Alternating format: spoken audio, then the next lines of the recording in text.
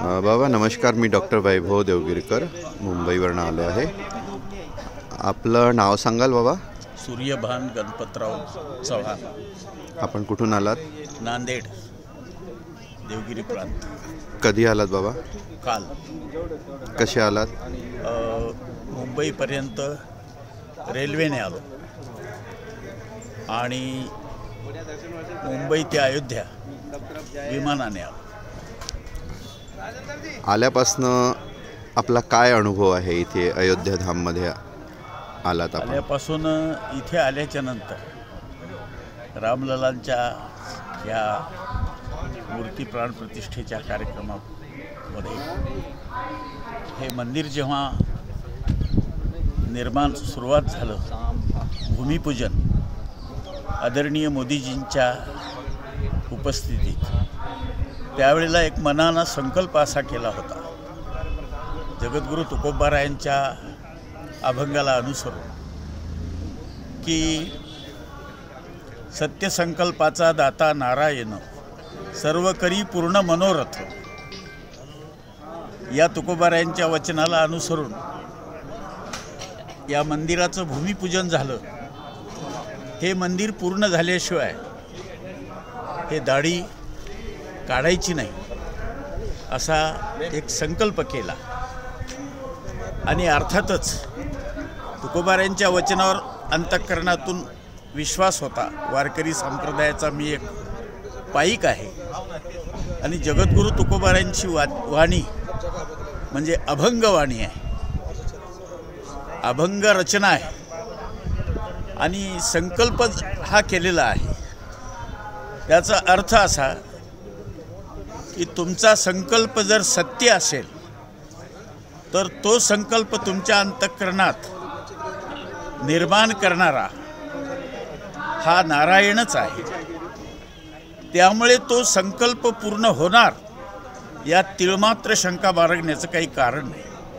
आणि म्हणून त्याला अनुसरून आम्ही असा संकल्प केला की या ठिकाणी रामरायाचं एक सुंदर अशा प्रकारचं भव्य दिव्य असं मंदिर होईल की जे जगाच्या पाठीवर कोण्याच धर्माचं, कोण्याच पंथाचं, कोण्याच संप्रदायाचं एवढं भव्य दिव्य आणि मंदिर जागतिक भूमिकेतलं असं दुसरं कोणतंही होणार नाही असा एक अंतःकरणात संकल्प स्फुरला.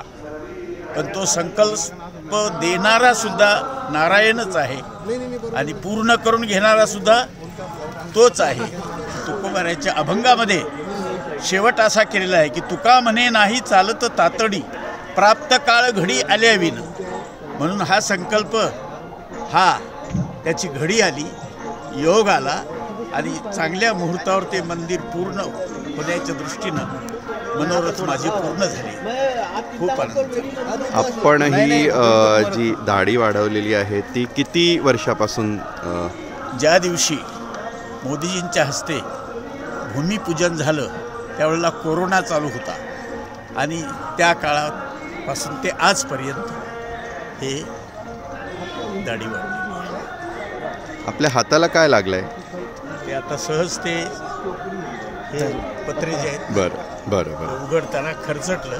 बरं. आणि म्हणून तेही मोठं मजेशीर आहे.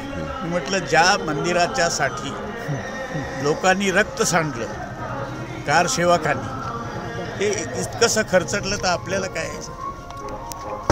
त्याचा काही दुःख नाही झाला, आनंद झाला. म्हणजे आपलं एवढं तरी रक्त या ठिकाणी आणि भगवंतानं हा दे तेवढ्यासाठीच दिलेला आहे. मी 12 वर्ष एका महाविद्यालयामध्ये प्राध्यापक म्हणून मराठी विषय शिकवत होतो आणि त्यानंतर 24 वर्ष एका महाविद्यालयामध्ये मी प्राचार्य म्हणून सेवा केली आणि सेवा निवृत्त झालो. सेवानिवृत्तीनंतर उर्वरित आयुष्य हे रामरायाच्या भजन कीर्तनामध्ये आणि प्रवचनामध्ये आम्ही व्यतीत करीत आहोत. उरले ते हरी तुम्हा समर्पण या भूमिकेतून हा देह राम राम म्हणता जाओ माझा प्राण हीच आमची शेवटची इच्छा आहे आणि इतक्या सहजपणे आपला प्राण गेला पाहिजे। अंतकाळी आले रामनाम मुखा तया नाही धोका तुका म्हणे। तुकोबारांच्या वचनावर ठेवून मला अंतःकरणापासून आज अयोध्या धाममध्ये आल्यानंतर खूप खूप आनंद होतो आहे। अंतःकरणात न मावणारा असा हा आनंद आहे। आनंदाचे डोही आनंद तरंग आनंदाची अंग आनंदाची ही अनुभूती येत आहे।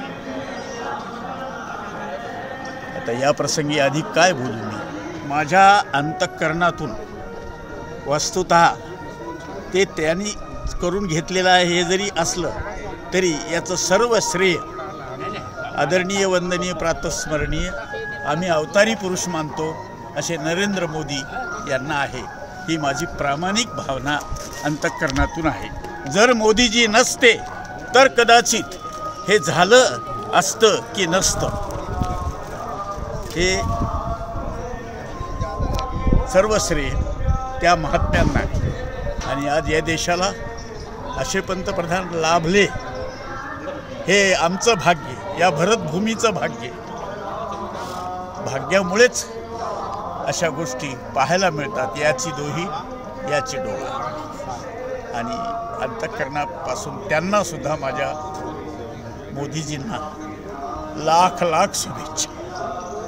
अंतःकरण भरून येते असा महात्मा देशाचं नेतृत्व करत असेल तर या भरतभूमीसारखं भाग्य दुसऱ्या कोण्याही देशाचं नाही। एवढंच या निमित्तानं माझ्या भावना प्रगट करतो। डोळे भरून येतात।